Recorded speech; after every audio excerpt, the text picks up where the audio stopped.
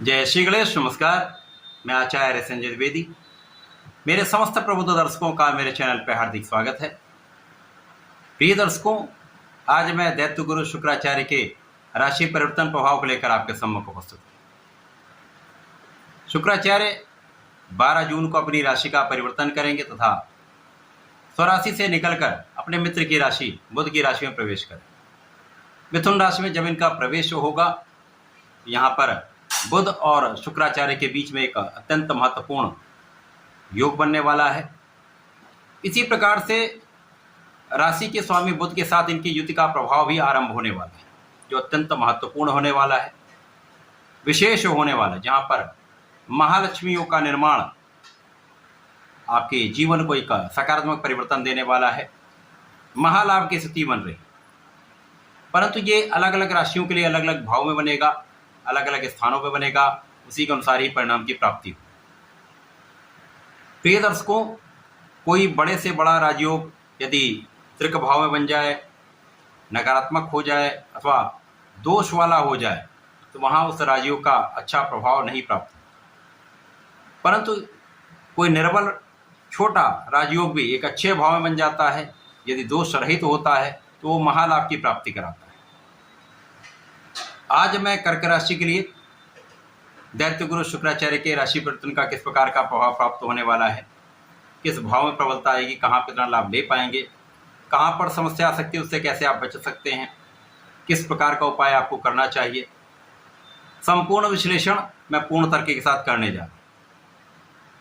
प्रिय दर्शकों, ये राशिफल आपके चंद्र राशि पर आधारित है, अर्थात आपके जन्म कुंडली में यदि 4 नंबर में चंद्रमा है तो आपकी कर्क राशि। कर्क राशि चंद्रमा की ही राशि है, जहाँ पर यदि हम अवलोकन करें तो शुक्राचार्य आपके लाभ तथा सुख के स्वामी। लाभेश सुखेश का गोचर 12 जून से आपके द्वादश भाव में आरंभ होगा। अब द्वादश भाव जो कि एक त्रिक भाव है, 6 का भाव है, ये व्यय का भाव। व्यय का अर्थ है एक्सपेंसेस। तो यहाँ पर वैसे भी समस्त ग्रहों का प्रभाव सूर्य को छोड़कर निर्बल हो जाता है। तो शुक्राचार्य जो इस जगत के संपूर्ण सुखों को प्रदान करते हैं, धन संपदा देने का कार्यकत्व है, भौतिक जगत के समस्त सुखों को प्रदान करते हैं, भूमि भवन वाहन ऐश्वर्य वैभव, बड़े इंडस्ट्री का लाभ, बड़े पद की प्राप्ति, कला जगत में बड़ा नाम, संतान सुख तथा स्त्री सुख, संपूर्ण सुखों की प्राप्ति शुक्राचार्य कराते हैं। इसी प्रकार से भोग विलास के कारक भी शुक्राचार्य। अत्यंत शुभ तथा सौम्य शुक्राचार्य 12वें भाव में होंगे तो जो इनके कार्यकत्व के भाव हैं उसमें निर्बलता है।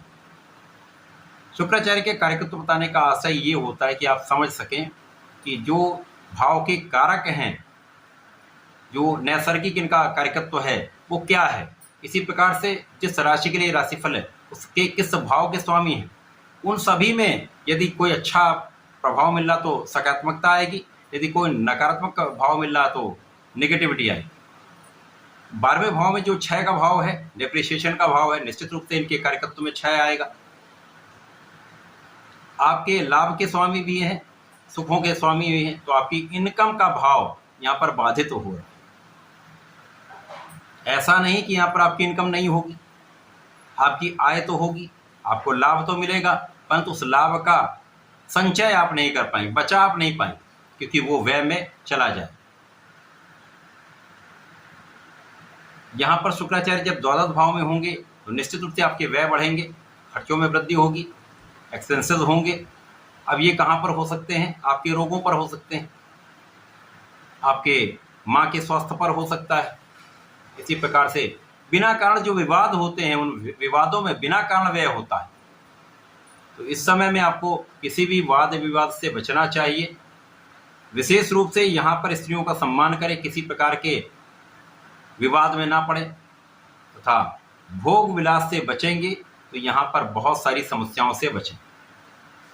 यहाँ पर शुक्राचार्य का होना सबसे बड़ा ये लाभ कराता है कि आपके ऐश्वर्य वैभव में वृद्धि होती है, आपकी इनकम आती रहती है। साथ ही साथ यहाँ पर आपके जीवन साथी के साथ सामंजस्य बहुत अच्छा होता है, जीवन साथी के साथ प्रेम में वृद्धि होती है। इस प्रकार से प्रेम संबंध भी अच्छे रहते हैं।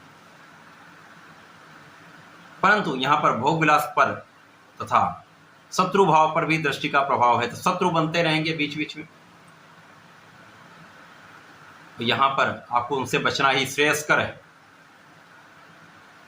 शुक्राचार्य का प्रभाव लाभ भी करा रहा है, लाभ का क्षय भी करा रहा है। इसी प्रकार से माता के सुखों में कहीं ना कहीं कुछ कमी भी होगी, माता के स्वास्थ्य में समस्या हो सकती है। आपके पास सुख रहते हुए भी, आपके सुख साधन रहते हुए भी आप उनका उपयोग नहीं कर पाते हैं, उपभोग नहीं कर पाते, उनका सुख नहीं ले पाते। इसी प्रकार से इस समय में जनता से संबंधित कार्य में है, प्रशासनिक सेवाओं में है अथवा राजनीति में है, तो जनता का भी उतना सहयोग आपको प्राप्त नहीं हो। तो यहाँ पर आपको एक सामंजस्य बनाकर चलना हो, माता का आशीर्वाद लेना हो। इसी प्रकार से यहाँ पर यदि आप भूमि भवन वाहन लेने का प्रयास कर रहे हैं तो उसमें बाधाएं आती हैं, तो इस समय में आपको रुकना चाहिए जब तक शुक्राचार्य का गोचर आपके द्वादश भाव में है। यहाँ पर इनको लेने से बचे। शुक्राचार्य का ये राशि परिवर्तन कर्क राशि के जातकों के लिए बहुत शुभ प्रभाव देने वाला नहीं है, एवरेज है। इस समय कुछ सावधानियां रखेंगे तो लाभ अवश्य मिलेगा।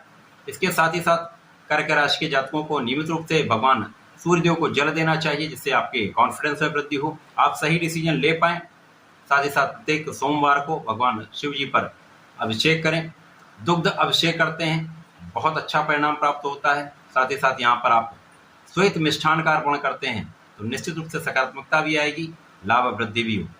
तो ऐसा करके इस समय का लाभ लें। धन्यवाद, नमस्कार।